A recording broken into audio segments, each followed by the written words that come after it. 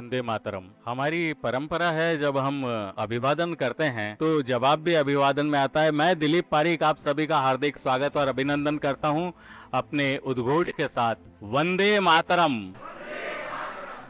अब लग रहा है कोई युवा शक्ति है जो इस सभागार में एकत्रित हुई है और अपने सपनों का संसार लिए हुए बहुत सारे युवा मुझे दिख रहे हैं यहाँ पर। मुझे खुशी है ये कहते हुए कि हमारे मुख्य अतिथि सभागार में आ गए हैं। मैं सम्मान मंच पर आमंत्रित करता हूं माननीय वासुदेव जी देवनानी को और माननीय श्री सतीश कुमार जी जो मार्गदर्शक हैं, मुख्य वक्ता श्री निम्बा राम जी, प्रोफेसर सुरेश कुमार जी अग्रवाल और RS चोयल जी, कृपया मंच पर अपना स्थान ग्रहण करें। जैसे कि हमारी परंपरा है, हमारी संस्कृति है, सनातन संस्कृति है, हम किसी भी कार्यक्रम की शुरुआत दीप प्रज्वलन के साथ करते हैं और आज भी दीप प्रज्वलन के द्वारा हम इस कार्यक्रम की विधिवत शुरुआत करेंगे। मैं मंचासीन सभी अतिथियों से आग्रह करूंगा, कृपया दीप प्रज्वलन कर कार्यक्रम की विधिवत शुरुआत करें। आप देख रहे हैं भारत माता का चित्र है, पंडित दीनदयाल जी उपाध्याय का चित्र है और एक चित्र और है दत्तोपंत जी धेंगड़ी जी का। ये वो शख्स हैं जिन्होंने स्वदेशी जागरण मंच की नींव रखी थी।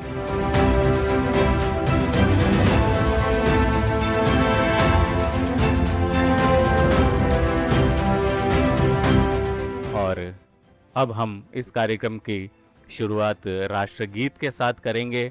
हमारा प्रकृति और संस्कृति को समर्पित, देश में प्रेम को भाव लगाने वाला वंदे मातरम गीत, जिस पर हमें गर्व है।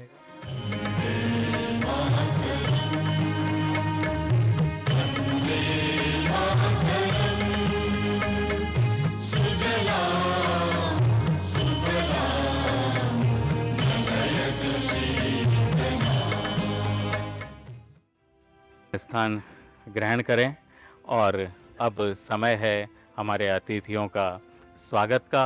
मैं आग्रह करूंगा श्री RS चोयल साहब से कि आज के समारोह के मुख्य अतिथि माननीय श्री वासुदेव जी देवनानी का स्वागत करें, बुके द्वारा, अंगोछे के द्वारा, और स्मृति चिन्ह भी भेंट करें। माननीय वासुदेव जी देवनानी आप सब जानते हैं कि राजस्थान विधानसभा के अध्यक्ष हैं और आज हमारा सौभाग्य है कि वे इस यात्रा की शुरुआत में हमारे बीच उपस्थित हैं और आज हमें इनका सानिध्य मिलने वाला है। हम इनके विचारों से भी अवगत होंगे।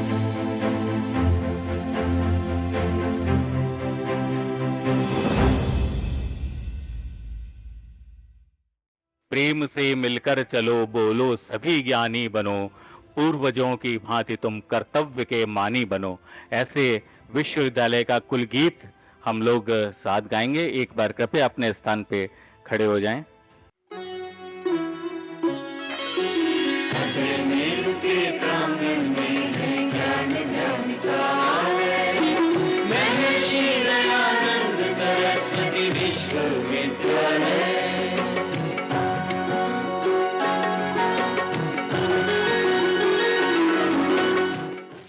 जब हम इस सभागार में आ रहे थे तो बाहर कुछ फ्लैक्स लगे हुए थे, बैनर। एक पर लिखा था नौकरी नहीं, रोजगार देने वाला युवा बनेगा भारत का भविष्य, और मैं सामने भारत के भविष्य को देख रहा हूँ। एक कदम अपने मनपसंद व्यवसाय की ओर। जाहिर है कि आज हम यहाँ पर क्यों एकत्रित हुए हैं, उस व्यवसाय का चयन करने, अपने कौशल विकास का चयन करने के लिए। जब युवा बनेंगे उद्यमी तभी मजबूत होगा भारत। ऐसे नारों के साथ में हम इस सभागार में एकत्रित हैं। क्या है यह यात्रा और क्या है स्वदेशी स्वाभिमान भारत अभियान, इसके बारे में बताएंगे एक ऐसे क्रांतिकारी युवा उद्यमी जो खुद उद्यम जगत की एक मिसाल हैं और कहते हैं जब ऐसा व्यक्ति मोटिवेट करता है तो उसका अंदाज ही कुछ और होता है और हम प्रभावित भी होते हैं। RS चोयल ग्रुप के CMD और साथ ही स्वदेशी स्वाभिमान भारत अभियान के संयोजक और स्वर्णिम भारत वर्ष फेडरेशन के निदेशक RS चोयल साहब से आग्रह करूंगा, कृपया इस बारे में हमें बताएं। युवा उद्यमिता यात्रा के अजमेर से इस शुभारंभ कार्यक्रम के मुख्य अतिथि माननीय श्री वासुदेव देवनानी जी, अध्यक्ष विधानसभा राजस्थान, आज के कार्यक्रम के मार्गदर्शक माननीय सतीश कुमार जी, सह संगठक स्वदेशी जागरण मंच कार्यक्रम के मुख्य वक्ता भाई साहब श्री निम्बाराम जी, क्षेत्रीय संगठक आरएसएस राजस्थान, और इस कार्यक्रम के आयोजक अध्यक्षता कर रहे हम सभी के चहेते कुलगुरु श्री सुरेश जी अग्रवाल साहब, यूनिवर्सिटी के सभी फैकल्टी मेंबर्स, पदाधिकारीगण, और आज इस उद्यमिता यात्रा में आए उद्यमी बनने के लिए तैयार सभी प्रतिभागियों का मैं हार्दिक स्वागत करता हूं, हार्दिक अभिनंदन करता हूं। आज जो विषय है, ये विषय एक ऐसा विषय है जिसकी न केवल राजस्थान को बल्कि पूरे राष्ट्र को परम आवश्यकता है। आज का जो परिदृश्य है पूरे विश्व का, उसमें हम देख रहे हैं कि जो आर्थिक शक्तियां हैं वो सब पर अपनी शक्तियों को थोपने की कोशिश कर रही हैं, और इसी अनुक्रम में हमारा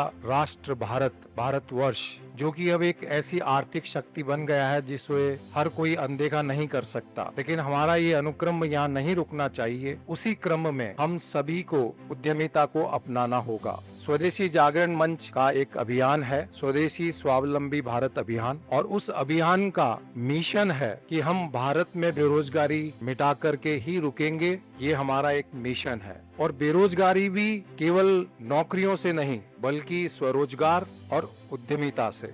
मुझे बताते हुए बड़ा हर्ष है कि आज इस उद्यमिता यात्रा का शुरुआत पूरे भारतवर्ष में होने से पहले आज अजमेर से शुरू होगा, और एमडीएस यूनिवर्सिटी के इस प्रांगण से आप सभी के आशीर्वचनों से इस यात्रा की शुरुआत होगी।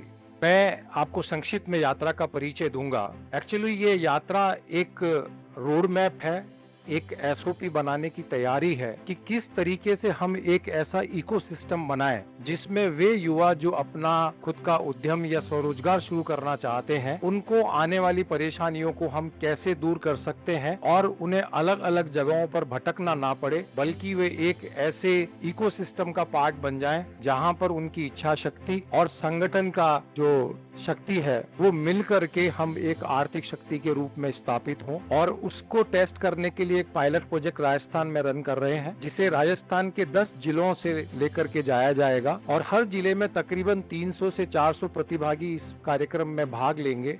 उनमें से जो भी इच्छुक युवा हैं जो अपना स्वयं का रोजगार या उद्यम लगाना चाहते हैं, उनका L2 में सिलेक्शन होगा और वहां पर उनकी हैंड होल्डिंग की जाएगी। इस यात्रा का मुख्य उद्देश्य युवाओं में उद्यमिता जागरण करना, आत्मविश्वास बढ़ाना, व्यवसाय को शुरू करने के लिए जो भी आवश्यकताएं उनको है, चाहे वो ट्रेनिंग हो, स्किल हो, फाइनेंस हो, सब्सिडी हो, किसी और तरह की हैंड होल्डिंग हो, मार्केटिंग का ज्ञान हो, ये सारी चीजें एक ही इकोसिस्टम में जो है उन्हें दी जाएगी, उन्हें मुहैया कराई जाएगी, जिससे कि वो युवा अपना उद्यम लॉन्च कर सके। और कहते हैं कि परिणाम से ही चीजों को नापा जा सकता है, तो हमने इस पायलट प्रोजेक्ट का जो केपीआई है वो ये दिया है कि हमने कम से कम 100 युवा उद्यमी इस यात्रा से बनाए जाएंगे, उनको सफल संचालन तक ले जाया जाएगा। उनकी 15 दिवसीय ट्रेनिंग के साथ साथ 3 दिन का बूट कैंप भी होगा, लेकिन उसके बावजूद 6 महीने तक उनकी हैंड होल्डिंग करेंगे, जिससे कि वो अपने पंखों से स्वयं उड़ना सीख जाए। और ये यात्रा अजमेर, जयपुर, सवाई माधोपुर, भरतपुर, जोधपुर, कोटा, डीडवाना, कुचामन जो पहले नागौर डिस्ट्रिक्ट था, बीकानेर, भीलवाड़ा और उदयपुर जिलों से होती हुई आगे बढ़ेगी। उसके बाद ये राजस्थान के बाकी जिलों को टच करेगी और तत्पश्चात भारत के अन्य राज्यों को प्रस्थान करेगी। तो ये हम सभी के लिए सौभाग्य की बात है कि आज हमारे विधानसभा अध्यक्ष श्री वासुदेव जी देवनानी के कर कमलों से इस यात्रा की शुरुआत यहाँ पर होगी, और हमें हमारे संगठन का भी पूरा साथ मिलेगा। निम्बाराम जी भाई साहब भी हमारे साथ हैं, सतीश जी भाई साहब जो कि इस यात्रा के मार्गदर्शक हैं, संगठन के मार्गदर्शक हैं। आपके मार्गदर्शन में ही इस यात्रा का पूरा संचालन होगा, और ये यात्रा मुख्यतः युवाओं के लिए, वो युवा जो स्वयं का व्यवसाय करना चाहते हैं, स्टार्टअप आइडियाज जिनके पास है लेकिन आगे की कोई रूपरेखा नहीं है, आइडिया है लेकिन रोड मैप नहीं है, वो आइडिया भी नहीं है लेकिन मन में इच्छा है, ऐसे सभी लोगों को, एफपीओस को, फार्मर प्रोड्यूसर ऑर्गेनाइजेशंस को, सेल्फ हेल्प ग्रुप को और महिला उद्यमियों को इससे जोड़ने की एक योजना है। इसमें मुख्यतः अभी हमने 100 प्रोजेक्ट के आसपास रखा है, लेकिन ये सीमा नहीं है। इनके अलावा भी अगर कोई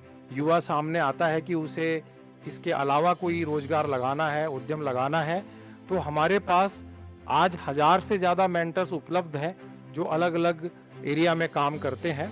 वो उनको वहाँ पर हैंड होल्डिंग करेंगे। इस यात्रा के 5 स्तर होंगे। आज पहला स्तर है जिसे हम L1 बोल सकते हैं या प्रथम चरण बोल सकते हैं।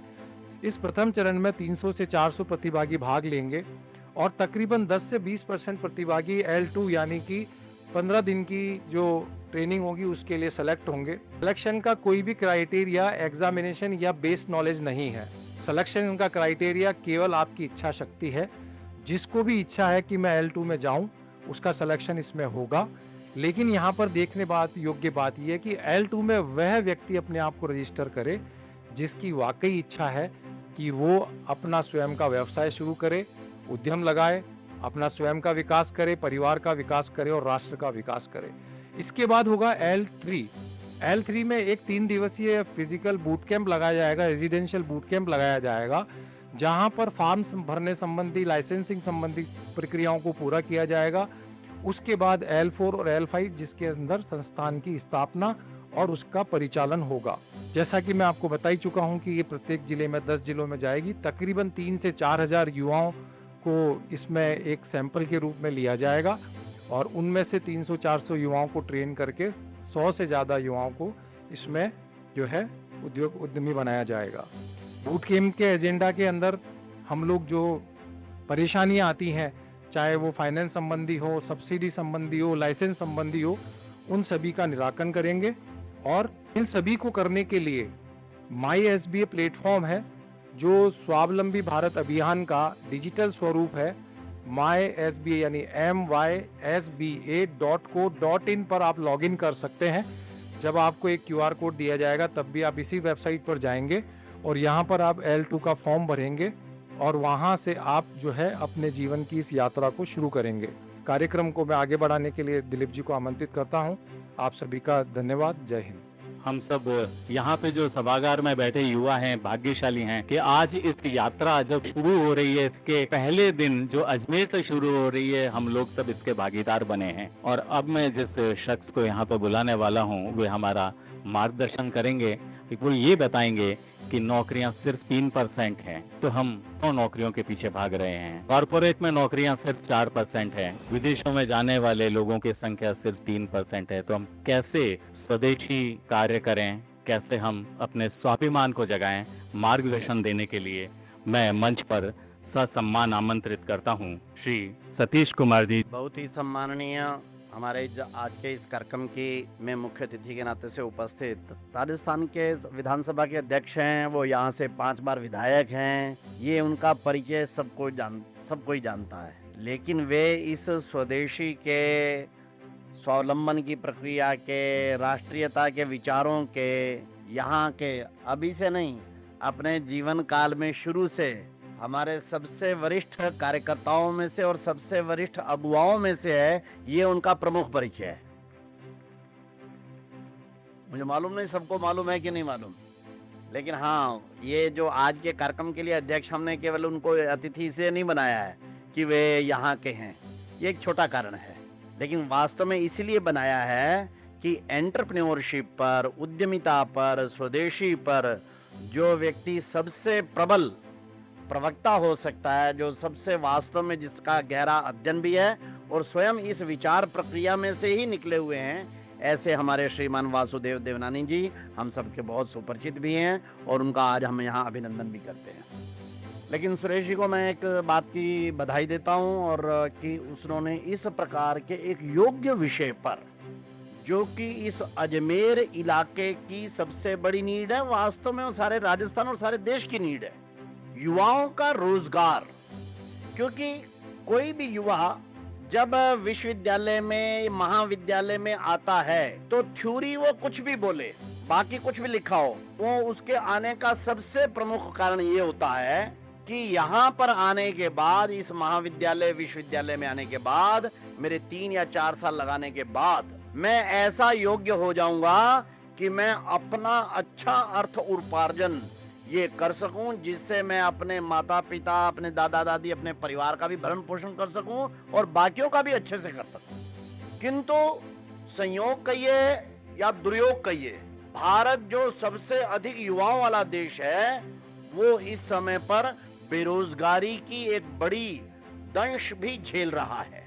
इसलिए आज का ये जो स्वावलंबी भारत अभियान की तरफ से ये जो यात्रा शुरू हो रही है, हमारा स्वावलंबी भारत अभियान है, सारे जानते हैं, देश भर में हमारे काम चलता है, देश की विभिन्न संगठन मिलकर इसको चला रहे हैं। उसका जो हमारा डिजिटल वर्जन है, जो हम अजमेर से ही चलाते हैं, राधेश्याम जी स्वयं उसको देखते हैं, माई SBA स्वावलंबी भारत अभियान, उसका डिजिटल वर्जन हमारा माई SBA, उसकी तरफ से यह अभी जो है राजस्थान में है, और जैसा राधेश्याम जी ने बताया, ये फिर उसके पश्चात हरियाणा और उत्तर क्षेत्र और फिर सारे देश में ये यात्रा का उपक्रम बनाने वाले हैं। क्योंकि इस देश के युवाओं को पूर्ण रोजगार युक्त करना, मैं परसों एक बहुत बड़े दिल्ली में एक डिस्कशन हो रही थी मेरी, वो मेरे को कहने लगे सर 4 to 5% इस समय पर हमारी बेरोजगारी दर है, इस मार्जिनल, ये चल जाएगा। मतलब कितनी एडवांस्ड इकोनॉमी में भी, अमेरिका यूरोप के देशों में भी 3-3.5% तक की बेरोजगारी तो होती है। और ये वो तर्क आगे वो दे रहे थे कि ये इंडस्ट्री के लिए, इकोनॉमी के लिए वास्तव में पॉजिटिव बात होती है, नहीं तो सारे के सारे अगर रोजगार हो गए तो फिर बिल्कुल वो रह जाएगा। मैंने कहा प्रोफेसर साहब, आप जो बोल रहे हैं, आपको ध्यान है आप क्या बोल रहे हैं? आप कह रहे हैं 4% क्या नाम है बेरोजगार चल जाएंगे, इसका मतलब क्या है? मैं क्या आपके लड़के कितने हैं? कि नहीं, मेरा तो एक लड़का है, बेटी क्या 2 हैं। मैं क्या आपके 3 बच्चे हैं, मैं कहूँ कि 2 को नौकरी या काम मिल गया, ठीक है, 1 बेरोजगार चल जाएगा, आपको मंजूर है? उनको इंडस्ट्री चाहिए, उनको लड़का लड़की नहीं चाहिए, इसलिए उनको 3% 4% बेरोजगारी उनको मान्य है। मैं क्या भारत का चिंतन ये नहीं कहता, स्वदेशी चिंतन ये कहता है शून्य बेरोजगारी, पूर्ण रोजगार युक्त भारत। इसलिए जिस समय स्वावलंबी भारत अभियान की हम रचना कर रहे थे, मैंने कहा पहला स्लोगन यही लिखिए, पूर्ण रोजगार युक्त, गरीबी मुक्त, समृद्ध भारत, ये हमारा उद्देश्य है। भारत में बेरोजगारी की बड़ी प्रॉब्लम्स में से एक है कि रोजगार की सर्वमान्य परिभाषा समाज में भी नहीं है और सरकार ने भी नहीं की है, वो है नौकरी, और वो भी सरकारी नौकरी, प्रेफरेबली सरकारी नौकरी। सरकारी नौकरी ना मिल जाए तो बड़ी इंडस्ट्री की नौकरी। This is what mean by रोजगार। क्यों? एक बार सरकारी नौकरी मिल जाए, फिर काम करो ना करो, जो चलता रहेगा, क्योंकि नियम है, उसमें आपको निकाल नहीं सकते, आपको कुछ कर नहीं सकते।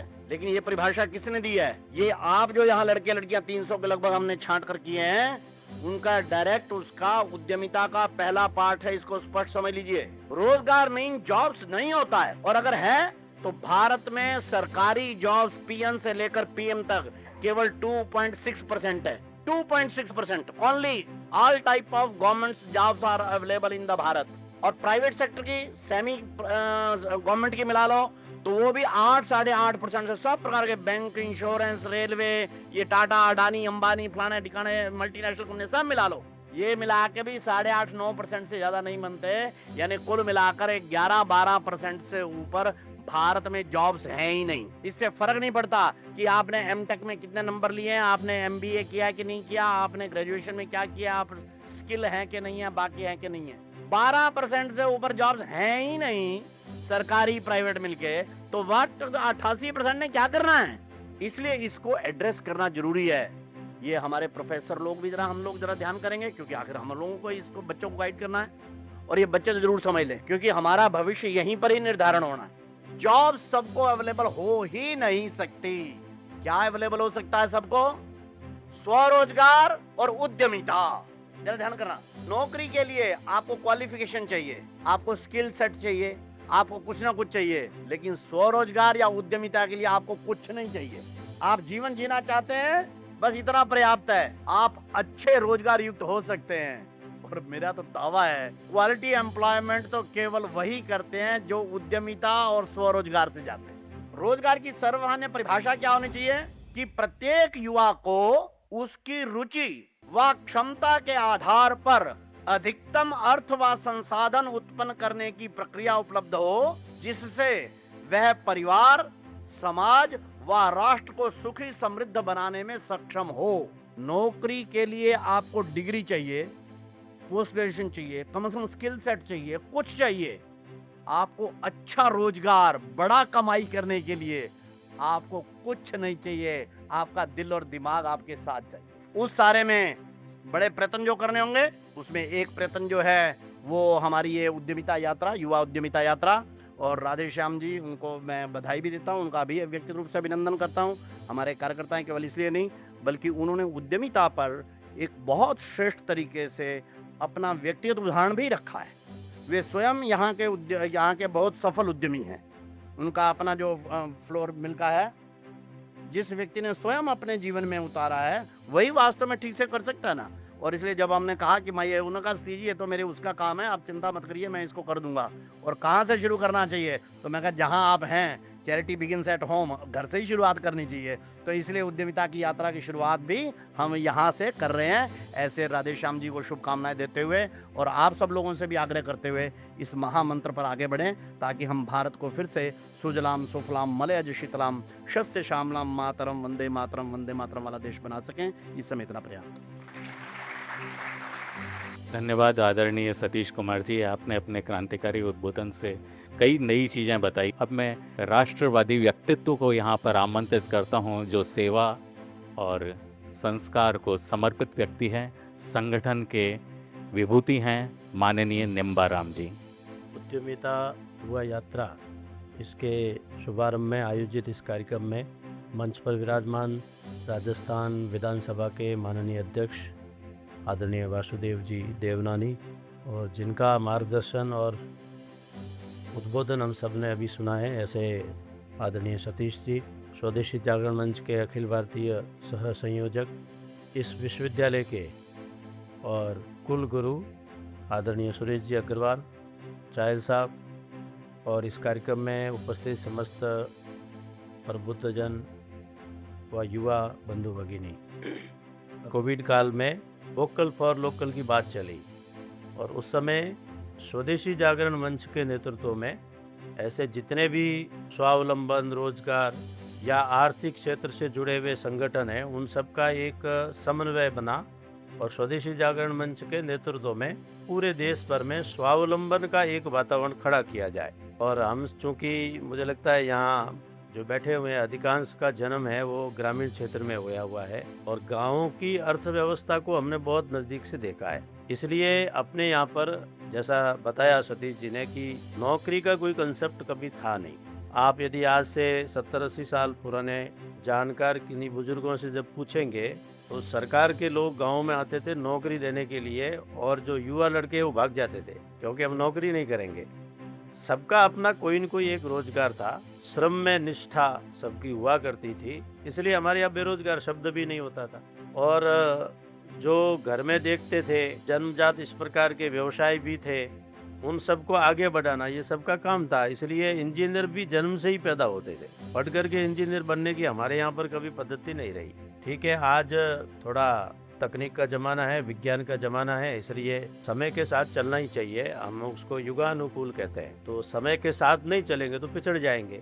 इसलिए अपने परंपरागत जो भी हमारे उद्यम है, रोजगार है, उसके अंदर स्किल्ड को स्थापित करना, कौशल का उसमें विकास करना और उसके बल पर आगे बढ़ना, आज उसकी एक नितांत आवश्यकता हमको लगती है। जिस ढंग से हम लोग आंकड़े लेकर के और बेरोजगारों की एक लंबी चौड़ी फौज खड़ी करते हैं, तो कहीं न कहीं इस उद्यमिता यात्रा में युवाओं को एक भी प्रेरणा है स्वावलंबन की, कि जो श्रम के प्रति एक निष्ठा होती थी, उससे जो हम मुंह छुरा रहे हैं, उससे हमें दूर भाग रहे हैं, उसमें थोड़ा वापस यू टर्न करना चाहिए, मेहनत करना चाहिए। ठीक है, कुछ चीज़ें ऐसी है जो टेक्नोलॉजी से, ऐप से हो जाती है, स्टार्टअप से हो जाती है, लेकिन उसमें लगाना तो पड़ेगा ही। मैन पावर जब तक हम उपयोग नहीं करेंगे, तब ये सब उसका कोई बहुत ज़्यादा परिणाम नहीं आता।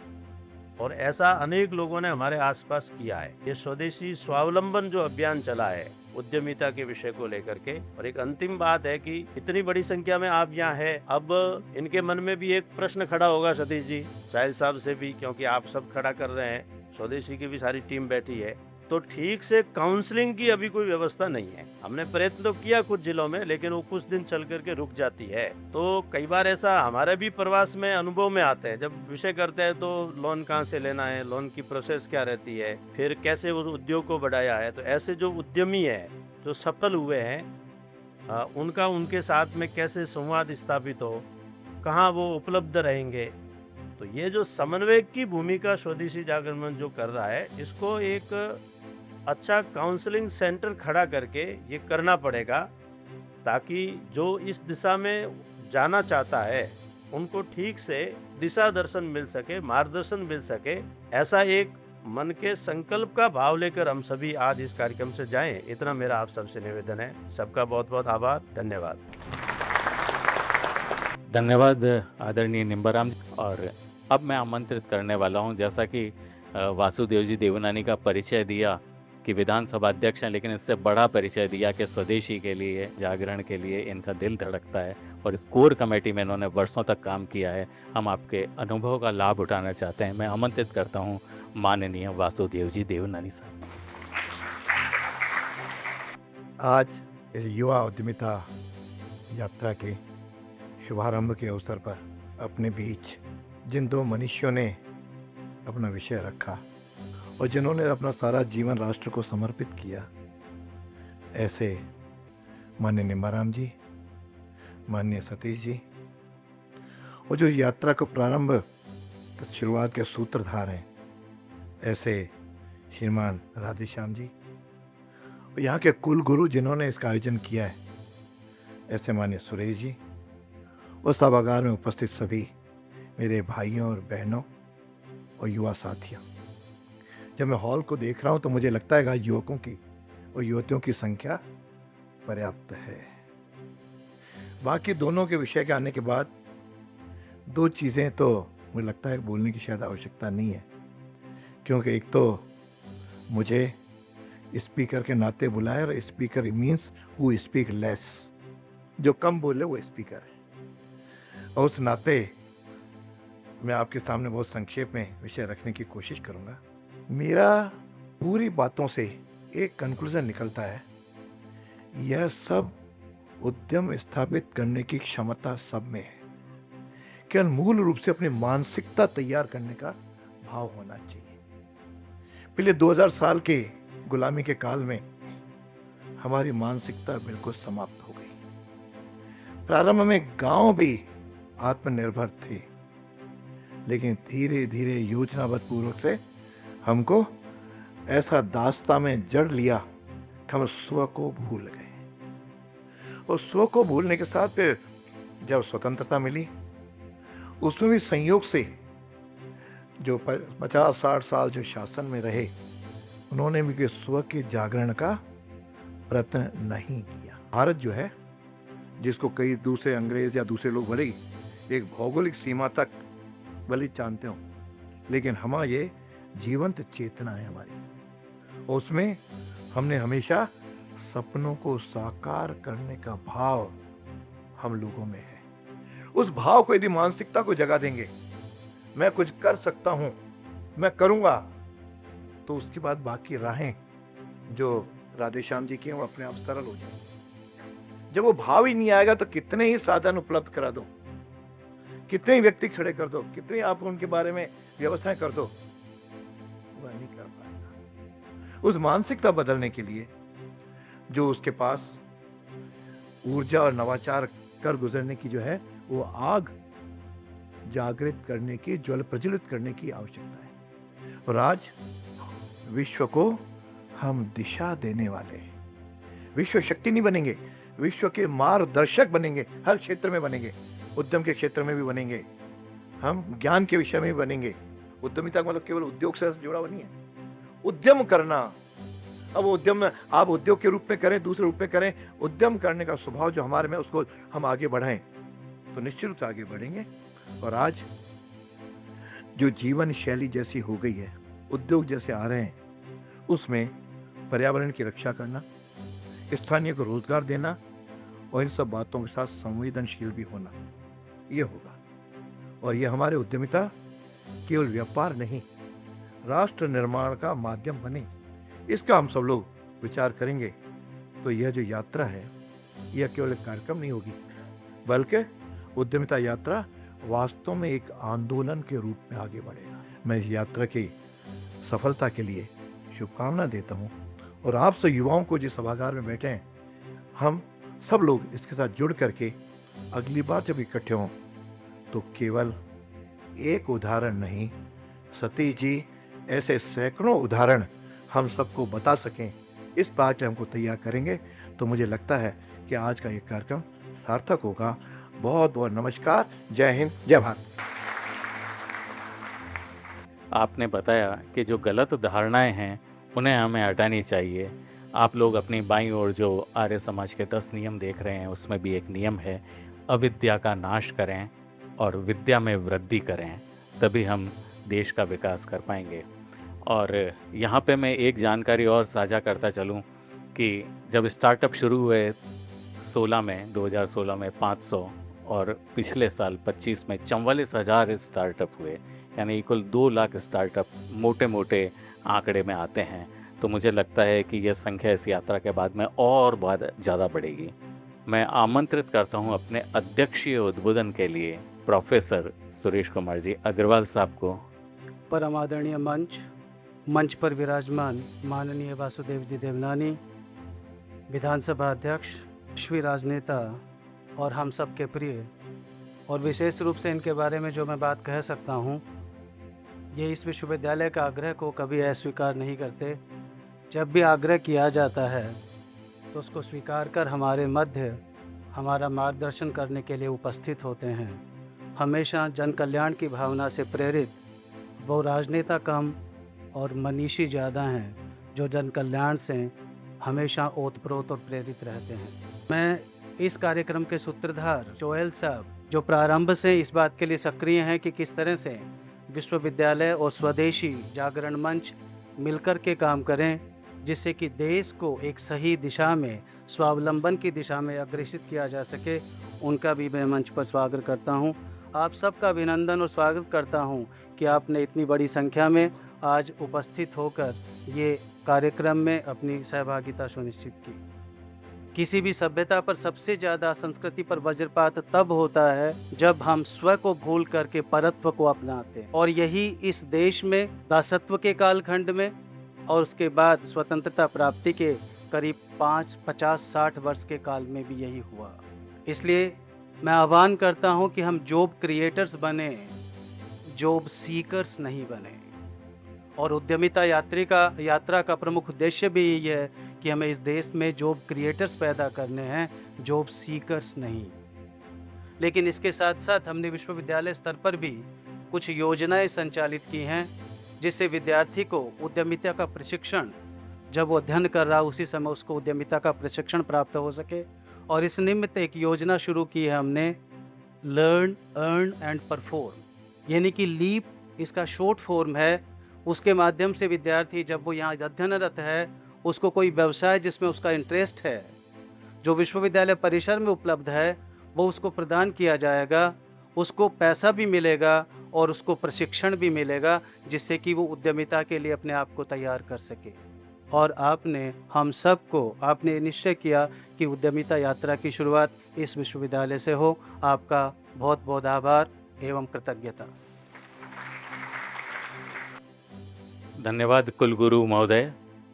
और अंत में मैं आमंत्रित करूंगा रजिस्ट्रार महोदय को, कृपया आएं और अपना धन्यवाद भाषण। स्वदेशी स्वावलंबी भारत अभियान माई SBA के तत्वावधान में आयोजित युवा उद्यमिता यात्रा, जो कि आज प्रारंभ होने जा रही है, इसके शुभारंभ समारोह में मंच पर विराजमान आदरणीय महानुभाव, मैं ज्ञान समृद्ध मंच को सादर प्रणाम करता हूँ। मेरा सौभाग्य है कि मैं इस अवसर पर आप सभी का धन्यवाद और आभार ज्ञापन करने के लिए उपस्थित हुआ हूँ। सर्वप्रथम मैं आदरणीय मुख्य अतिथि आदरणीय श्री वासुदेव देवनानी जी, माननीय अध्यक्ष राजस्थान विधानसभा, उनके प्रति अपनी हार्दिक कृतज्ञता प्रकट करता हूँ। आपके ओजस्वी, दूरदर्शी और प्रेरणाप्रद विचारों ने युवा शक्ति में नव संकल्प, नव ऊर्जा और राष्ट्रनिष्ठ उद्यमिता के प्रति अटूट विश्वास का संचार किया है। इस कार्यक्रम के सभी आयोजकों, समन्वयकों एवं सहयोगियों का भी मैं हृदय से अभिनंदन करता हूं, जिनके अथक परिश्रम, निष्ठा एवं समर्पण ने इस आयोजन को भव्य एवं सफल बनाया है। संस्कृत में उद्यमिता को प्रोत्साहित करने के लिए एक सुभाषित का आधा भाग मैं आपकी सेवा में प्रस्तुत करना चाहता हूँ। कहा गया है कि उद्योगिनम पुरुष सिंहम उपेति लक्ष्मी देवम देयम इति का पुरुषः वदन्ति। जो उद्यमी उद्योगी पुरुष सिंह होते हैं, लक्ष्मी निश्चित रूप से उनका वरण करती है और बिना परिश्रम किए कोई ये सोचता है कि भाग्य में होगा तो मिल जाएगा, ऐसा केवल कायर पुरुष ही सोचते हैं, ऐसा हमारा शास्त्र भी कहता है। अंत में मैं ईश्वर से प्रार्थना करता हूँ कि हम सभी इसी प्रकार राष्ट्रहित, स्वदेशी भावना एवं उद्यमशीलता के पथ पर अग्रसर होते हुए भारत को वैभवशाली, आत्मनिर्भर एवं विश्व गुरु के पद पर प्रतिष्ठित करने में अपना योगदान देते रहें। इसी मंगल कामना के साथ आप सभी का हृदय से आभार, धन्यवाद। जय हिंद। धन्यवाद आदरणीय कैलाश चंद्र जी शर्मा रजिस्ट्रार महोदय।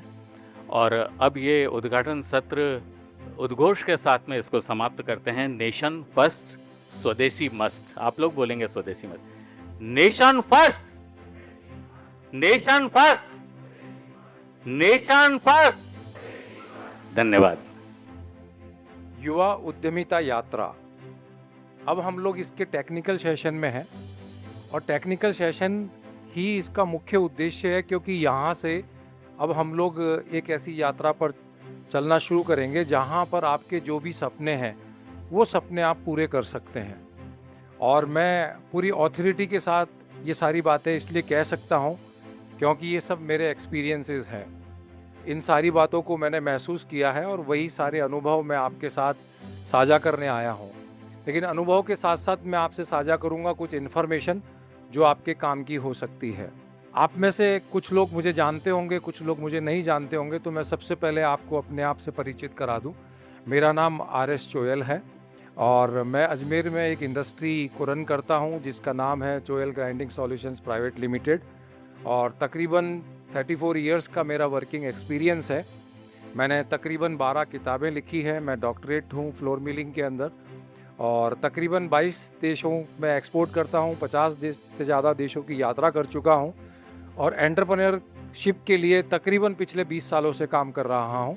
तो मुझे ऐसा लगता है कि एक सफिशिएंट सा प्रोफाइल है जिस पे आप रिलाई कर सकते हैं। इसीलिए आप लोगों को आज यहाँ ये बताने आया हूँ कि जो आप चाहते हो वो आप कर लोगे। आपका बिजनेस का शेप चाहे आज है या नहीं है, चाहे आपके पास कोई आइडिया है या नहीं है, इससे कोई फ़र्क नहीं पड़ता। केवल एक बात से फ़र्क पड़ता है, जैसा आदरणीय सतीश जी ने कहा, वो है आपके मन में इच्छा शक्ति कितनी है। देखिए, हम में से हर कोई चाहता है रोटी कपड़ा और मकान, ठीक है, लेकिन अब जो आज की जनरेशन है वो इससे कई ज़्यादा चाहती है। और आज की जनरेशन क्यों कह लिए, ये तो शायद हज़ारों सालों से रहा है। हर एक को ऐसा लगता है कि उसके पास पावर होना चाहिए, उसके पास जो है खूब वेल्थ होनी चाहिए, खूब असेट्स होनी चाहिए और वो अपनी लाइफ को मज़े से जीना चाहिए। और ये इच्छा रखना स्वाभाविक भी है और रखनी भी चाहिए, क्यों नहीं रखनी चाहिए। अब अगर ये सब हम अपनी ये इच्छा रखते हैं तो हम में से सभी लोगों की ये इच्छा पूरी क्यों नहीं हो जाती। क्योंकि मुझे नहीं लगता कि यहाँ पर अगर मैं किसी एक शख्स को कहूँ कि वो अपना हाथ उठाए जो दुखी होना चाहता हो, जो सुखी नहीं होना चाहता हो, तो आप में से कोई हाथ नहीं उठाएगा, ऐसा मेरा विश्वास है। और हाथ उठाएगा तो मैं अपने साथियों को बोलूँगा इनको दिखा के लाओ। हर आदमी को चाहिए दौलत, हर आदमी को चाहिए शोहरत, और जैसा अभी बार बार हम लोग कह रहे थे, ये सारी चीज़ें आपको मिलेंगी एंटरप्रेन्योरशिप से, उद्यमिता से, स्वरोजगार से। अब हम इतनी सारी बातें आपके लिए करेंगे, इतने सारे रिसोर्स आपके लिए जुटाएंगे, तो उसके एवज में हमें आपसे चाहिए क्या? क्योंकि फ्री में तो कोई कुछ भी नहीं करता।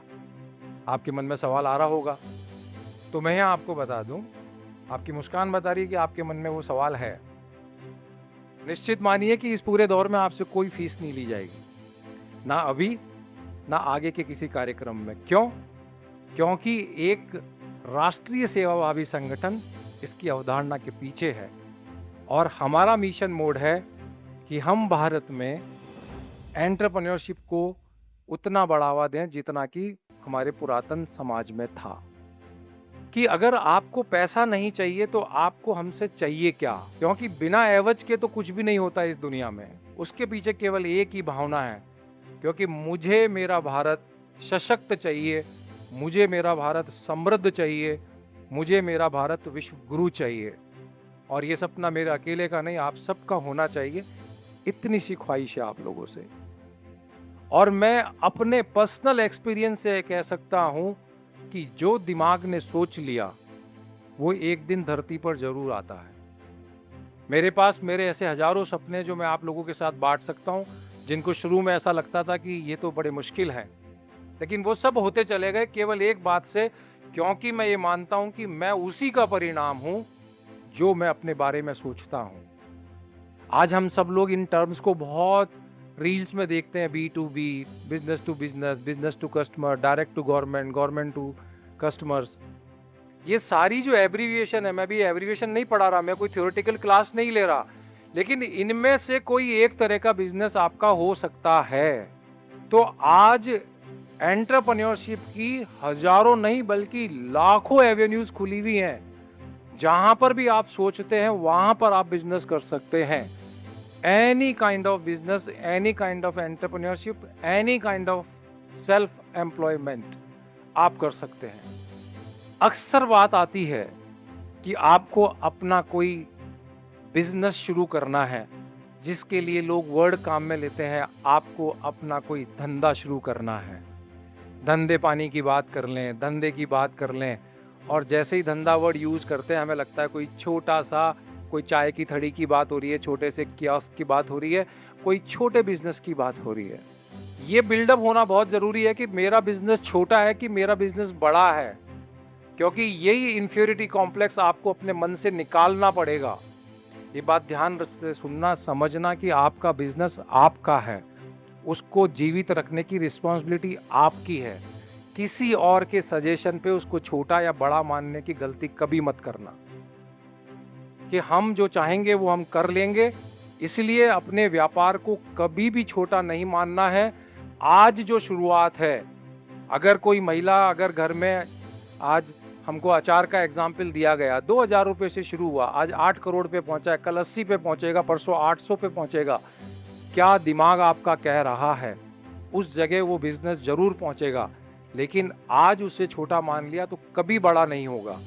इसलिए यहाँ से आज ये बात लेके जाना कि जो भी आपकी शुरुआत होगी, चाहे 50,000 की पूंजी से हो, चाहे 5 लाख की पूंजी से हो, चाहे 5 करोड़ की पूंजी से हो, वो आपका अपना ब्रेन चाइल्ड है, आपका अपना बेबी है, उसे आपको बड़ा करना है। अब जब हम बात करते हैं कि ये यात्रा किस चीज़ पर फोकस्ड है, हम एंटरप्रेन्योरशिप पे फोकस कर रहे हैं। आज हमारे पास जो मेंटर्स अवेलेबल हैं, और कल जब हमारे पास और मेंटर्स अवेलेबल होंगे, हम इसका दायरा बढ़ाते चले जाएंगे जैसी जैसी हमारे पास रिक्वायरमेंट आती चली जाएगी। लेकिन हम ऐसा समझते हैं कि फूड इंडस्ट्री एक ऐसी इंडस्ट्री है जिसमें बेहद आसानी से आया जा सकता है, क्योंकि उसकी डिमांड जो है रीजनल होती है। आज आप जो भी आइटम फूड का बनाएं वो आप आपके लोकल एरिया में, रीजनल एरिया में सेल कर सकते हैं, उसकी मार्केटिंग कर सकते हैं। इसलिए अभी हमारा फोकस इस पर है। लेकिन अगर आपके मन में आइडिया किसी भी फील्ड को लेकर के है, उसका पूरा वेलकम है। हम आपको उसके मेंटर्स अवेलेबल कराएंगे, उसकी हैंड होल्डिंग अवेलेबल कराएंगे, आपका चाहे किसी भी फील्ड का आइटम क्यों ना हो। आज हमारे पास यहाँ पर 10 सेक्टर हैं एग्रो बेस इंडस्ट्री के, जिसमें ग्रेन प्रोसेसिंग है, स्पाइस प्रोसेसिंग है, डेयरी एंड प्रोडक्ट्स है, बेकरी इंडस्ट्री है, ऑयल प्रोसेसिंग है, रिटेल एंड ग्रॉसरी शॉप्स है। आज आप देखिए कि किस तरीके से ऑनलाइन का बिजनेस बढ़ रहा है, किस तरीके से ब्लिंकिट और ज़ेप्टो जो है आगे बढ़ रहे हैं, और हमारे रिटेल के बिजनेस बंद हो रहे हैं। फूड बिजनेस का कारण जो मैंने आपको बताया कि वो हाई डिमांड में है, वैरायटी ऑफ प्रोडक्ट्स है, लो इन्वेस्टमेंट है, प्रॉफिटेबिलिटी है, अवेलेबिलिटी ऑफ लोन्स है, मिनिस्ट्री ऑफ फूड प्रोसेसिंग है, चाहे PMFE स्कीम्स हैं, ये सारी जो स्कीम्स हैं ये फूड से रिलेटेड एंटरप्रेन्योरशिप को काफ़ी प्रमोट करती हैं। इतने तरह के ग्रेन्स में जो है आप अपना ग्रेन प्रोसेसिंग का बिजनेस शुरू कर सकते हैं। इतने तरह स्पाइसेस में आप अपने स्पाइसेस का बिजनेस शुरू कर सकते हैं। स्पाइसेस, राजस्थान स्पाइसेस का हब है और यहाँ से खूब एक्सपोर्ट होता है। इसी प्रकार डेयरी प्रोडक्ट्स हैं। अभी मुझे एक सज्जन मिले, वो डेयरी के एक्सपर्ट हैं और करीब 20 साल से डेयरी में काम कर रहे हैं। डेयरी का उन्होंने खुद ने एक एंटरप्रेन्योरशिप भी शुरू की है। तो ऐसे ही चेन जुड़ती चली जाती है, और अगर आप अपनी लाइफ में डेयरी से रिलेटेड या इन सब से रिलेटेड कोई काम करना चाहते हैं तो आप उसको लिस्ट आउट कर सकते हैं। आज अगर हम बेकरी की बात करें, hang out with the coffee, hang out with the coffee, nothing about coffee, और पता नहीं कितने तरह के बेकरी स्टोर्स आज चल रहे हैं और कॉफ़ी के साथ में बेकरी आइटम्स चल रहे हैं। तो इस चीज़ को आप सीख लीजिए, बेकरी की आर्ट को सीख लीजिए, बेकरी के इक्विपमेंट्स आपके पास होंगे और फिर आप अपनी खुद की बेकरी स्टार्ट कर सकते हैं। ऑयल प्रोसेसिंग, आज हर आदमी हेल्थ बेनिफिट पे बात कर रहा है, फ्रेश ऑयल्स की बात कर रहा है, तरह तरह के ऑयल्स की बात कर रहा है। आज के 15 साल पहले 3 या 4 तरह के ऑयल चलते थे, आज मार्केट में 30 से 40 तरह के ऑयल्स अवेलेबल हैं। तो ये जो चेंज आया है ये डेफिनेटली एक बड़ा बिजनेस अपॉर्चुनिटी आपको खोलता है। इसी प्रकार रिटेल्स एंड ग्रॉसरीज़ हैं, ग्रॉसरी की भी बहुत बड़ी डेफिनेशन, बहुत बड़ी रेंज खुल गई है। आज ग्रॉसरी 50,000 से लेकर के 5 करोड़ 50 करोड़ तक में ग्रॉसरी शुरू की जा सकती है, चेन बनाई जा सकती है। आज अगर सबसे बड़ा ग्रॉसरी स्टोर की मैं बात करूं तो डीमार्ट का नाम आपने सुना होगा, है ना। अकेला एक ऐसा ग्रॉसरी स्टोर है जो प्रॉफिट में है। तो वो क्यों है? क्योंकि उन्होंने उसको ऑर्गेनाइज किया है, उसके सारे सिस्टम को समझा है, और ये सारी चीज़ों को समझ करके आप भी उसको अपने बिजनेस में इम्प्लीमेंट कर सकते हैं और अपने इस तरह के ग्रॉसरी स्टोर्स आप खोल सकते हैं स्पेसिफिक प्रोडक्ट्स के। फार्मिंग, अगर किसी के पास फार्म लैंड है, ज़मीन है, तो खेती जो आज के कुछ साल पहले तक ऐसा समझ आ जाता था कि ये थोड़ा सा मेहनत और बोझिल काम है, आज सबसे ज़्यादा प्रॉफिटेबल काम है। गवर्नमेंट की सबसे ज़्यादा सब्सिडीज़, सबसे ज़्यादा स्कीम्स इसी में ही है। इसी प्रकार क्लाउड किचन की अगर हम बात करें, जो लेडीज़ घर से कुछ करना चाहती हैं, कुछ अच्छा बनाना जानती हैं, कुछ उनके पास कोई एक ऐसी रेसिपीज़ हैं, तो उस रेसिपीज़ को वो घर से बना करके अपने आसपास के एरिया में या आगे बड़े एरिया में भी वो इसको सेल कर सकती हैं। फिर बात आती है वेयर हाउसिंग की। वेयर हाउसिंग आने वाले समय की डिमांड है। जिसके पास भी अच्छी कैपिटल है वो इस कैपिटल को यहाँ पे अगर इन्वेस्ट करता है तो रेंटल इनकम के साथ साथ इसके अंदर बहुत तरह की एवेन्यूज़ खुल जाते हैं। गवर्नमेंट भी इन वेयर हाउस को किराए पे लेती है, क्योंकि आने वाला समय जो है वेयर हाउसिंग का होगा ही होगा। तो इसको भी हम लोग एक आइडिया के रूप में ले सकते हैं। अब हम बात करें एनी अदर्स की, तो एनी अदर्स में हम देखते हैं कि टेक्नोलॉजी है, हेल्थ केयर है, फाइनेंस है, मैन्युफैक्चरिंग है, इंटरटेनमेंट है, एजुकेशन है, हॉस्पिटलिटी है, रिन्यूएबल एनर्जी है, यानी कि वो तमाम बातें जो यहाँ पे लिखने से रह गई हैं, लेकिन हज़ारों एवेन्यूज़ यहाँ पर आ सकते हैं जो आप लोगों के मन में है। ये सारे तरह के एवेन्यूज़ को, आपके आइडियाज़ को आप जो है धरातल पे लेके आ सकते हैं। उसका इम्प्लीमेंटेशन कैसे होगा कि जब आप चाहते हैं तो फिर नेचर भी चाहती है, तो आपके चाहने के साथ साथ फिर नेचर अपना काम शुरू करती है। अब हमें ऐसा लगता है कि बिज़नेस को हम कैसे स्टार्ट करें। यहाँ पे एग्रो वर्ड लगा हुआ है, आप इसको एग्रे की जगह अपना कोई भी बिजनेस आइडिया डाल लीजिए, क्योंकि मैं सारी चीज़ें यहाँ पर नहीं लिख सकता। आपको जो भी बिजनेस स्टार्ट करना है, अपना स्वरोजगार स्टार्ट करना है, और अगर आपके पास माइंडसेट है तो फिर आपके दिमाग में एक प्रोडक्ट होना चाहिए या एक सर्विस होनी चाहिए कि ये प्रोडक्ट या ये सर्विस पर मैं अपना एंटरप्रेन्योरशिप का जर्नी स्टार्ट करूँगा। जो भी प्रोडक्ट, जो भी सर्विस आपके दिमाग में है, उसकी आप कैपेसिटी डिसाइड करेंगे, क्योंकि किसी भी काम को किसी भी स्केल पे शुरू किया जा सकता है। आपकी आज की इकोनॉमिकल कंडीशन क्या है, आपकी एजुकेशन क्या है, आपका एनवायरनमेंट क्या है, उसका भी मूल्यांकन करना ज़रूरी है।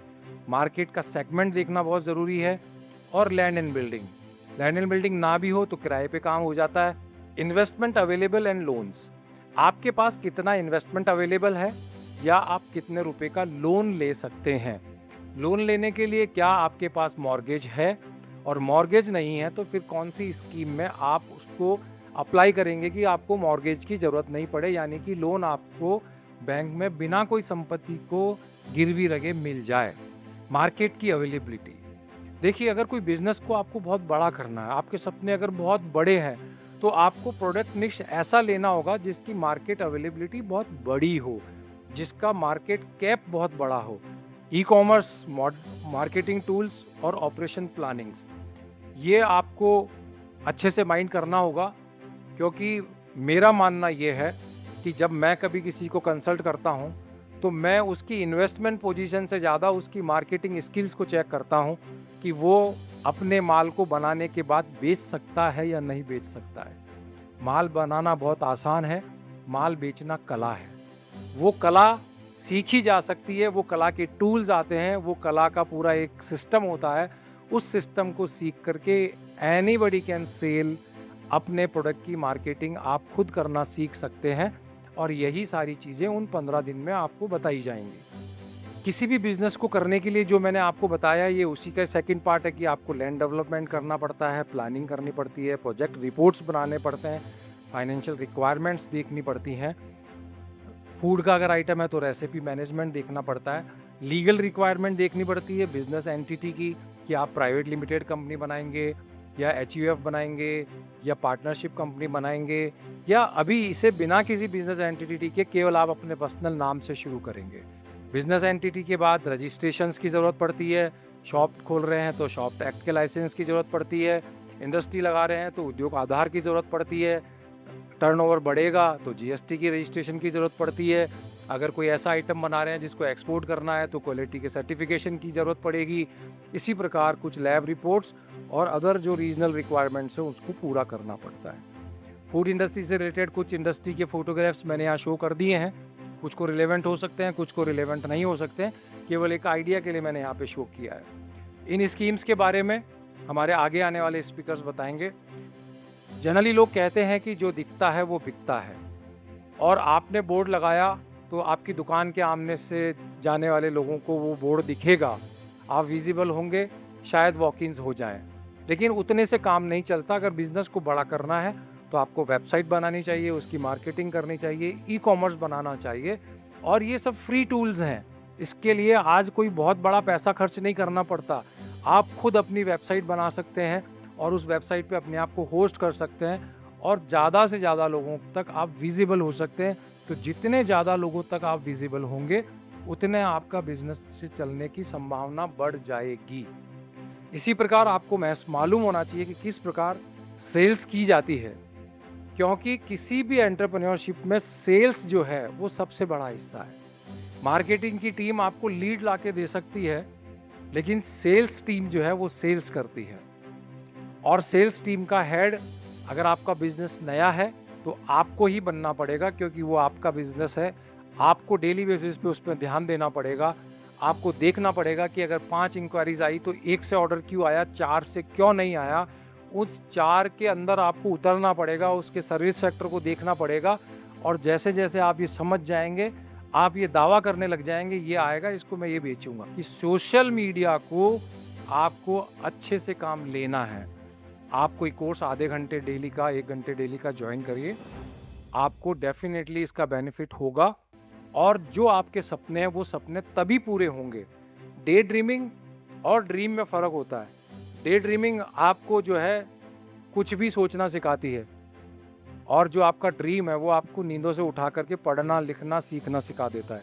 तो जैसे ही आपको ये महसूस होगा कि मेरा ड्रीम क्या है, आप सीखना शुरू कर देंगे। अब जनरली जब कभी बात होती है, मैं बहुत सारे यंग एंटरप्रेन्योर से जब बात करता हूँ तो मैं हमेशा अपने आप को ये कहता हूँ कि आप अपनी स्ट्रेंथ पे फोकस रखिए, और सबसे लास्ट में बोलता हूँ कि अपनी वीकनेसेस को भी जान लीजिए, क्योंकि स्वॉट एनालिसिस जो है वो आपकी स्ट्रेंथ और आपकी वीकनेस पे बराबर ध्यान देना सिखाता है। वो आपकी अपॉर्चुनिटीज़ पे, आपकी थ्रेट्स पे बराबर ध्यान देना सिखाता है। तो स्वॉट एनालिसिस मेरे कहने से आप करके देखिएगा कि क्या आपकी स्ट्रेंथ है, क्या आपकी वीकनेस है, क्या आपके पास अपॉर्चुनिटी है या अवसर हैं, और क्या आपके पास रुकावटें हैं। जब आप इन सब चीज़ों को लिख लेंगे तो आपका 2026 जो है वो प्लानिंग में नहीं गुजर के एग्जीक्यूशन में जाएगा, और इस एग्जीक्यूशन को काम हम आपके साथ मिल कर के करेंगे, क्योंकि हमारा मिशन है, इस यात्रा का मिशन है कम से कम 100 एंटरप्रेन्योर बनाना। इस सब के लिए जब आपके पास बिजनेस आइडिया होगा, हम मिल कर के आपका डिटेल रिपोर्ट बनाएंगे। सैंपल्स देखने हो आप MySBA यानी MYSBA.co.in पर जाएंगे, अभी आपको लॉगिन मिल जाएगा। वहाँ पर 100 से ज़्यादा, बल्कि अब तो शायद 250-300 से ज़्यादा प्रोजेक्ट रिपोर्ट आपको फ्री ऑफ चार्ज डाउनलोडेबल मिल जाएंगे। आप वहाँ से डाउनलोड कर सकते हैं। उससे आप देख सकते हैं कि आपके बिजनेस आइडिया का रिपोर्ट कैसे बनेगा। लेकिन वो रिपोर्ट जो है प्राइमरी रिपोर्ट्स हैं, आपको बैंक में शामिल करने के लिए डीपीआर यानी कि डिटेल प्रोजेक्ट रिपोर्ट बनानी होती है। वो हमारे कंसल्टेंट आपके साथ मिलकर के बनाएंगे। आपके बिजनेस का रिटर्न ऑफ इन्वेस्टमेंट क्या है, क्या वो करना चाहिए, क्या उसमें इम्प्रूवमेंट करना चाहिए, क्या उसमें चेंज करना चाहिए, क्या उसको इकोनॉमिकल फिजिबल बनाने के लिए क्या करना चाहिए, ये सारी चीज़ करने के लिए जो है हम आपकी उसमें हैंड होल्डिंग करेंगे। आप कितने भी बड़े सपने देखना, कितनी भी मेहनत करना, अगर 16 घंटे काम करते हो तो 1 घंटे हेल्थ को ज़रूर देना, 1 घंटा अपनी हॉबीज़ को ज़रूर देना। क्यों? क्योंकि लाइफ जो है वो जीने का नाम है। एन्जॉय के साथ जिए, प्रेशर में नहीं जिए, एंजाइटी के साथ नहीं जिए, डिप्रेशन के साथ नहीं जिए, बल्कि अपनी इस यात्रा को इतने आनंद के साथ जिए कि आप अपनी हॉबीज़ को परस्यू कर सकें। अगर आपको गिटार बजाना अच्छा लगता है, आपको फोटोग्राफी अच्छी लगती है, तो आप अपने बिजनेस से कभी 1 घंटा निकाल करके वो शौक पूरा कर सकें, जिससे आपको हैप्पीनेस महसूस हो। इस कार्यक्रम का संचालन Choyal hub for agri business research growth and entrepreneurship, जिसको शॉर्ट में हम चार्ज बोलते हैं, वो कर रहा है। कार्यक्रम का जो मुख्य संगठन है स्वदेशी जागरण मंच और स्वावलंबी भारत अभियान MySBA है, और हम हैंड होल्डिंग का काम जो है हमारे कंसल्टेंट के साथ इसमें कर रहे हैं। तो जो भी आपको ज़रूरत पड़ेगी उसके अंदर ये इंस्टीट्यूट काम करेगा। अगेन मैं आपको बता रहा हूँ, किसी तरह का कोई कॉमर्शियल इसमें इन्वॉल्व नहीं है, केवल मिशन मोड है। और उस मिशन का एक ही मिशन है कि हम लोग जो यहाँ बैठे हैं एक दिन सफल उद्यमी बने। इतने से प्रण के साथ मैं अपनी वाणी को विराम दूंगा और आप सभी लोगों को शुभकामनाएं दूंगा कि आप जो भी सपना लेकर के यहाँ आए हैं वो सपना आपका पूरा हो। और एक टेक्निकल सेशन और होगा, उसके बाद हम लोग आपको यहाँ पर मिलेंगे। इसी के साथ आप सभी का हार्दिक धन्यवाद। जय हिंद, जय भारत। तो दोस्तों, शुरू में राजेश चोयल जी ने कहा कि इसकी फीस लगेगी, ज़रूर लगेगी, और वो होगी समृद्ध, संस्कारित और हमारा ऐसा भारत जो पूरे दुनिया में विश्व पटल पर छा जाए। और अब मैं मंच पर आमंत्रित करता हूं अपने प्रेजेंटेशन के लिए श्री नवनीत जी अग्रवाल को, जो कि रीजनल डायरेक्टर हैं trade promotion world trade centre Jaipur के। Good evening everyone. नमस्कार आप सभी को। सतीश भाई साहब, सादर प्रणाम आपको।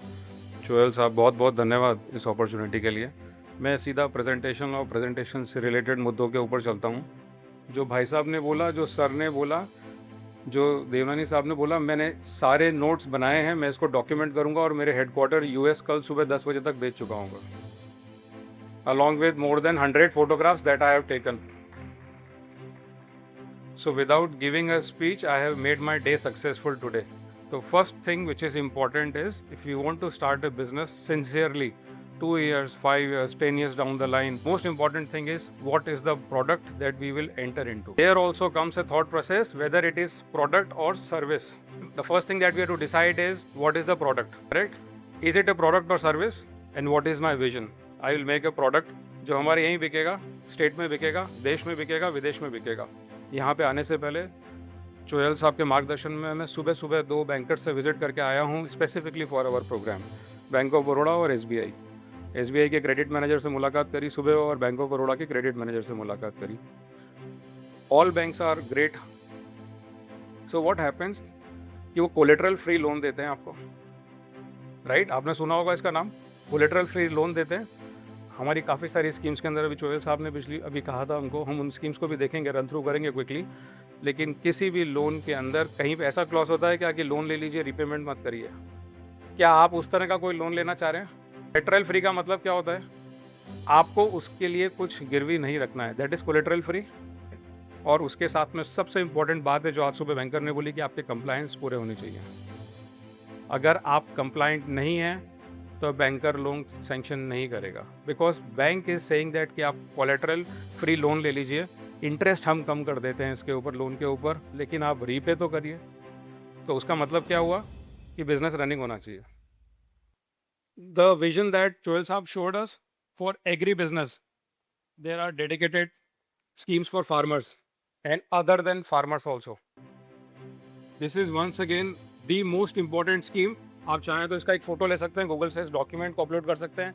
जो भी क्वेरी आपको आती है वो आप माई एस की ईमेल आईडी के ऊपर अपनी क्वेरी यहाँ पर भेज सकते हैं. We will revert to you in just 1 day time. This is the most important scheme which is running today because we love this कि विदाउट कोलेट्रल होना चाहिए.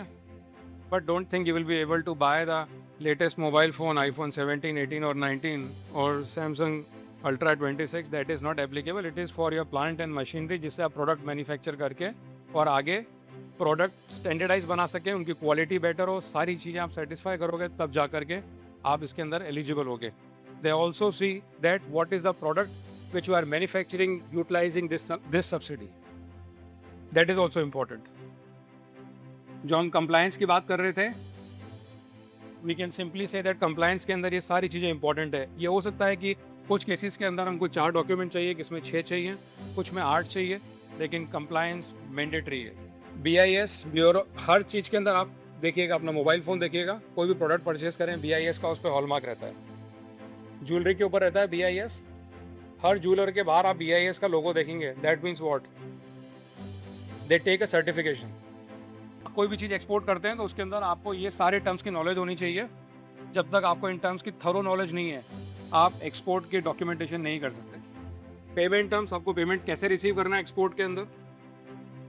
Thank you very much. जिज्ञासाएं जगाइए, अपने सपनों को शब्द दीजिए, प्रश्न पूछिए, क्योंकि आपका एक सवाल आपकी ज़िंदगी का सबसे बड़ा जवाब बन सकता है. मैं आमंत्रित करता हूँ RS जोयल साहब को, कृपया मंच पर आएँ. नवनीत जी कृपया मंच पर आएँ. आपका कोई भी सवाल हो तो आप पूछ सकते हैं. सतीश जी भाई साहब से भी अगर आप कुछ पूछना चाहें तो वो भी यहाँ पे अभी उपलब्ध हैं. वुमन फाउंडर और woman startup members, basically global scenario में हम बात करें तो 32% अप्रोक्सीमेट वुमन फाउंडर होती हैं. सर मैं इसका एक इनफॉर्मल आंसर दूंगा, एक फॉर्मल दूंगा. इनफॉर्मल ये है कि बेस्ट स्कीम तो ये है, it starts from all of us, कि हम पहले विमेंस को कोई काम स्टार्ट करने दें और हम उनको सफिशिएंट फंड प्रोवाइड करें. फर्स्ट होमवर्क तो हमें ये करना पड़ेगा कि विमेंस को बोले कि सब काम छोड़ दीजिए आप. We will take care of the babies, we will take care of the house, we will take care of the nannies, don't worry, take the fund and start the business. और उसके अंदर हम कभी ये नहीं पूछेंगे कि इसमें प्रॉफिट कमाया कि लॉस करा. उनको आप जो फंड्स देंगे 100% जो आपका घर रन कर सकते हैं वो बिजनेस में लॉस नहीं करेंगे. मैंने रिसेंटली अभी अपनी स्कूल मतलब प्री स्कूल की जो ब्रांड है, अभी मैंने अपनी मतलब कंपनी स्टार्टअप करी है. उसका नाम रखा है वैदिक रूट पाठशाला, जिसमें मतलब जोयल साहब के मार्गदर्शन में ही. तो मैं आपको बस एक चीज़ पूछना चाह रही थी कि अगर हमसे कोई फ्रेंचाइजीज लेने आते हैं तो मुझे जहाँ तक नॉलेज है कि स्कूल्स को लोन नहीं मिलता है ना, आज तक का मुझे जितना नॉलेज है. तो अगर कोई फ्रेंचाइजी बिजनेस पार्टनर्स हमारे साथ आना चाहते हैं, फ्रेंचाइजीज लेते हैं, जी, तो ये स्कीम उनके लिए भी अवेलेबल है. मैम स्कीम का इम्प्लीमेंटेशन कोई भी विमेन एंटरप्रेन्योर इंपॉर्टेंट है. नेचर ऑफ बिजनेस नहीं है. नेचर ऑफ बिजनेस में सिर्फ प्रोहिबिटेड बिजनेसेस नहीं होने चाहिए. आप कोई भी बिजनेस करना चाह रहे हैं, वो अगर विमेन एंटरप्रेन्योर है वो सारे इसके ब्रॉड स्पेक्ट्रम में आते हैं. हाँ, वैसे प्री स्कूल है तो वी आर ट्राई की मतलब सारी लेडीज ही हो उसमें. जी जी.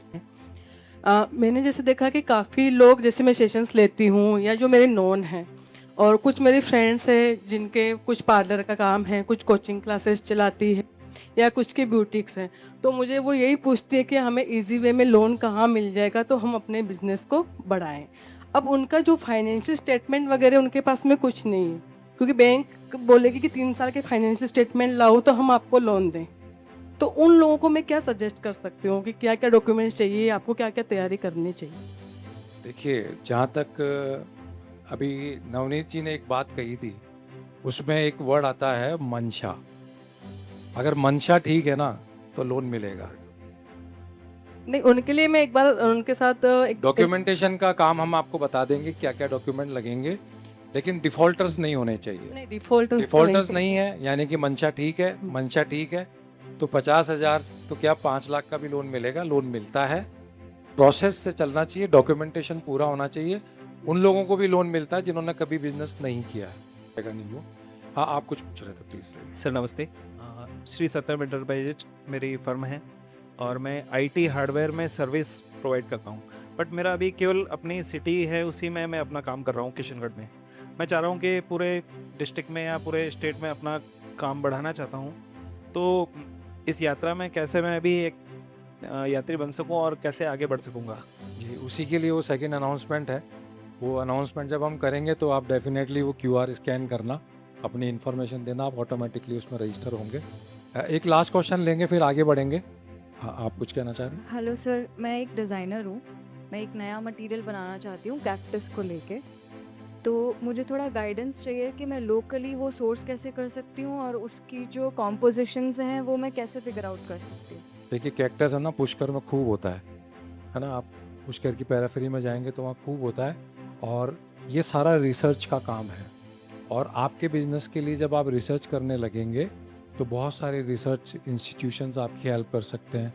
और कुल मिलाकर के, लेकिन आपका आइडिया नोवाइस नहीं है, क्योंकि ऑलरेडी इस पर बहुत सारा काम ऑलरेडी हो रहा है। लेकिन फिर भी कोई ज़रूरी नहीं है कि आपको स्टार्टअप ही करना हो, आप अपने किसी दूसरे आइडिया पे भी काम कर सकते हैं। तो रिसर्च आपको करनी पड़ेगी, रिसर्च आप करिए। और जैसा कि अभी हमने आपको कहा था कि ये जो हम अभी अनाउंसमेंट करने वाले हैं, इसके बाद आपके हेल्पिंग हैंड्स बहुत सारे हो जाएंगे, तो वो आपको अलग अलग जगह पर अलग अलग तरीके की चीज़ें से गाइड करेंगे आपको। अब हम लोग आगे बढ़ते हैं। एक इम्पॉर्टेंट अनाउंसमेंट जो मैं यहाँ करने वाला हूँ, वो अनाउंसमेंट ये है कि ये जो अजमेर से जो शुभारंभ हुआ है, इसके मल्टी लेवल हैं। आज जो यात्रा यहाँ पर शुरू हुई है उसका ये लेवल था जिसके अंदर हम लोगों ने एक अवेयरनेस शुरू की है। लेकिन अवेयर तो आप ऑलरेडी हैं, क्योंकि आप अपना अपना बिजनेस शुरू करना चाहते हैं, आपके मन में आइडियाज़ है। अभी आपको हैंड होल्डिंग चाहिए, अभी आपको सपोर्ट चाहिए, अभी आपको गाइडेंस चाहिए, अभी आपको मेंटरशिप चाहिए। तो उसके लिए हमारा लेवल 2 है। लेवल 2 का मतलब ये है कि यहाँ पर हम आपसे 1 to 1 बात करेंगे, आपको 1 to 1 मेंटर से कनेक्ट करेंगे, और कलेक्टिवली आपको जो चीज़ें ज़रूरी है उसके बारे में स्किल करेंगे, ट्रेन करेंगे। और उसके बाद L3 यानी कि बूट कैंप, वो एक रेजिडेंशियल बूट कैंप होगा। इन सारी डिस्ट्रिक्ट से चुने जाने वाले लोगों को एक जगह पर ला करके उनकी हैंड होल्डिंग करके उनके DPR बनवाना, उनके परमिशंस लेना, उनके लाइसेंसिंग कराना, उनकी स्कीम्स को फाइनल करना, बैंक से मिलना। तो ये एक ऐसा इकोसिस्टम बनने जा रहा है जहाँ पर आइडिया से लेकर के इम्प्लीमेंटेशन तक का सारा काम अंडर वन इकोसिस्टम होगा। क्योंकि मिशन मोड पर है तो उसका एक डिजिटल सिस्टम है, वो है MySBA। ये QR कोड आप लोगों को दिख रहा है, ये QR कोड हम ना हर जगह लगा रखे हैं। और आपका जो ID कार्ड है, इसके पीछे भी ये सेम QR कोड है। ये हमने इसीलिए दिया है कि जो लोग चले गए हैं, अब हम उनको एक SMS करेंगे कि आप इस QR कोड को स्कैन करेंगे, आपके पास एक बहुत सिंप्लीफाइड सी क्वेश्चनर आएगी। वो आपका GK का एग्ज़ाम नहीं लेगी, केवल एक जनरल नॉलेज आपके बारे में, आपके बिजनेस आइडिया के बारे में लेगी, और वो हमारे पास सबमिट होगी। वो सबमिशन में हम मोस्ट एलिजिबल लोगों को सॉर्ट आउट करेंगे। आपके ID कार्ड में जो इस पीछे QR कोड दिया है वहाँ से भी स्कैन कर सकते हैं। स्कैन करके आप इसको क्वेश्चनर को भरिए, फिर हमारा सक्सेसफुल का आपको एक SMS आएगा। जैसे ही आपका ये क्वेश्चनर सक्सेसफुल होगा, फिर 1 या 2 दिन में आपके पास सिलेक्शन का मैसेज आएगा। और वो मैसेज के बाद जो है फिर हम आपको आगे की प्लानिंग बताएंगे कि कब और कहाँ और कैसे वो ट्रेनिंग्स होंगी, और उस ट्रेनिंग के बाद जो है आपका इम्प्लीमेंटेशन कब और कैसे शुरू होगा। तो ये एक अनाउंसमेंट था, और इसके साथ ही मैं दिलीप जी को आमंत्रित करूंगा। मुझे उम्मीद है आप लोगों को ये सेशन अच्छा लगा होगा। सिर्फ और सिर्फ 4 मिनट का समय और चाहूँगा, कृपया अपने स्थान पे बैठें, क्योंकि अब सबसे महत्वपूर्ण कार्य होने वाला है धन्यवाद ज्ञापन का। और इसके लिए मैं आमंत्रित करता हूँ श्री डॉक्टर संत कुमार जी को, जो कि प्रांतीय संयोजक हैं स्वदेशी जागरण मंच के चित्तौड़ प्रांत के। कृपया आएँ और अपना धन्यवाद प्रेषित करें। उद्यमिता यात्रा के इस टेक्निकल सेशन 2 में मैं डॉक्टर संत कुमार, प्रांत संयोजक चित्तौड़ प्रांत स्वदेशी जागरण मंच की ओर से, इस टेक्निकल सेशन में हम सबका जो मार्गदर्शन किया RS चोयल साहब, श्री नवनीत अग्रवाल साहब, regional director trade promotion world trade centre Jaipur, साथ ही साथ श्री बाल मुकुंद अग्रवाल जी, सचिव सेंट स्टीफंस कॉलेज किशनगढ़, और विश्वविद्यालय की पूरी टीम जिसमें शिक्षक और मंत्रालय कर्मचारी सहित प्रत्यक्ष अप्रत्यक्ष रूप से इस उद्यमिता यात्रा के कार्यक्रम को सफल बनाने में सहयोग प्रदान करने वाले सभी मेरे बंधु भगिनी, आप सभी का बहुत बहुत आभार, धन्यवाद। मुझे आशा ही नहीं, पूर्ण विश्वास है कि हमारे इस स्वदेशी उद्यमिता यात्रा में जितने भी युवा यात्रा करेंगे और हमने जो लक्ष्य लिया है वो लक्ष्य इन युवाओं के माध्यम से हम पूर्ण करेंगे। आप सबका बहुत बहुत धन्यवाद, आभार। धन्यवाद। हम लोग राष्ट्रगान के लिए अपने अपने स्थान पे खड़े हो जाएं। अपने संसाधन, अपना उत्पादन, अपना बाजार, अपना रोजगार, ये सपना होगा कभी साकार। जनगण मन अधिनायक जय हे भारत भाग्य विधाता, पंजाब सिंध गुजरात मराठा द्राविड उत्कल बंगा, विंध्य हिमाचल यमुना गंगा उच्चल जलधि तरंगा, जय जय जय जय हे भारत माता की शुभ यात्रा।